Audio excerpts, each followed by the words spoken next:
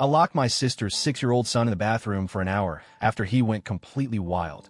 Now she's furious and won't talk to me.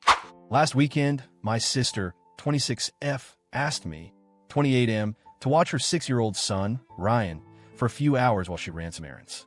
I'm not really comfortable around kids, but I agreed because it was just for a short time. I thought, how hard could it be? Plus, I figured it would be a good chance to spend some time with my nephew, even if I wasn't exactly an expert in handling kids. When she left, things started off okay. We watched a movie together, and Ryan had some juice. Honestly, I was relieved things were going smoothly so far. He seemed pretty chill, and I thought maybe it wouldn't be as difficult as I expected. I tried to keep things light and simple, hoping to avoid any major trouble during the few hours he was with me. I'm not used to being responsible for a kid's behavior, so I was trying my best to keep Ryan entertained and calm. It was clear from the start that he had a lot of energy, but as long as he was sitting still watching the movie or sipping his juice, I thought I was in control. Little did I know how quickly things were about to spiral out of control. For about the first 30 or 40 minutes, Ryan was surprisingly well behaved. We watched a movie and he seemed content. I gave him some snacks and juice, and everything seemed pretty normal. It felt like we might actually survive this babysitting stint without too much trouble.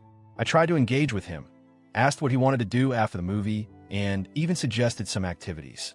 I wasn't sure what kids usually like, but I figured throwing in some options might help keep him busy and out of trouble. He was quiet for a while, and I started to think, okay, maybe I can actually do this. But then, just as I started to relax, Ryan's behavior began to shift. It was like someone flipped a switch. Instead of sitting calmly, he suddenly became more hyperactive and restless. He got up and started running around the living room, knocking things over as he went. I told him to stop, but he ignored me completely. After those first signs of restlessness, Ryan quickly escalated into full-on chaos mode. He started running all over the place, throwing couch pillows around, and even dumped a bowl of popcorn on the floor. I tried to stay calm and told him multiple times to stop, but he just wouldn't listen. I even tried offering different things for him to do, hoping to redirect his energy, but nothing worked. Things got worse when he snuck into my bedroom without permission. I didn't think much of it until I noticed him rifling through drawers.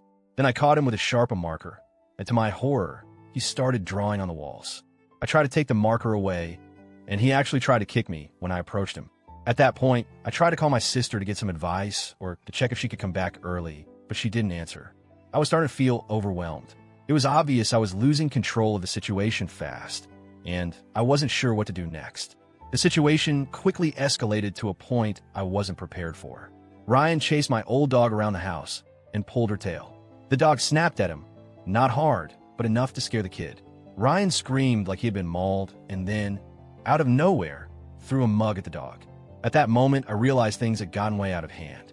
I was worried about the safety of my dog, my stuff, and honestly, my own safety too.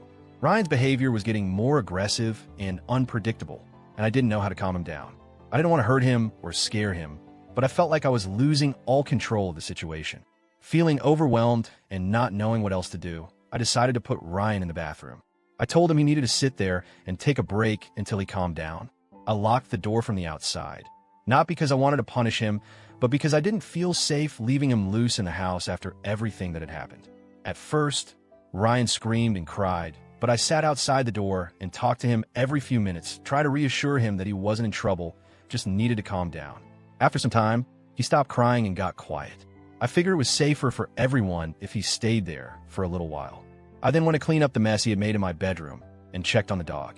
I thought an hour was a reasonable amount of time to let him cool off, but looking back, I realized that might have been too long.